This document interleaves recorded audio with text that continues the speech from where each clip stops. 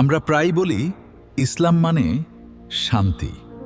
কথাটা ভুল নয়, কিন্তু অসম্পূর্ণ। কারণ ইসলাম শব্দের মূল ভিত্তি হল আত্মসমর্পণ। আর এই আত্মসমর্পণের গভীরতা বুঝতে চলুন একটা উদাহরণ দেয়া যাক।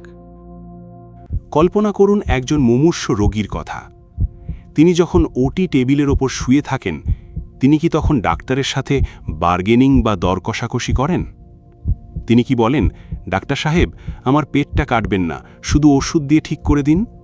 না, তিনি নিজেকে সম্পূর্ণ সঁপে দেন ডাক্তারের হাতে। ডাক্তার তার শরীরে ছুরি চালাচ্ছেন, রক্ত ঝরছে, কিন্তু রোগী জানেন এই যন্ত্রণার মধ্যেই তার সুস্থতা লুকিয়ে আছে। আমরা যদি আত্মসমর্পণ না করে শুধু শান্তি খুঁজি, তবে তা হবে মরীচিকার মতো।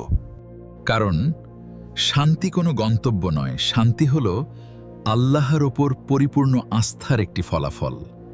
আপনি কি আপনার জীবনের ভার তার উপর ছেড়ে দিতে পেরেছেন? নাকি এখনও ওটি টেবিলে শুয়ে ডাক্তারের সাথে দর কষাকষি করছেন?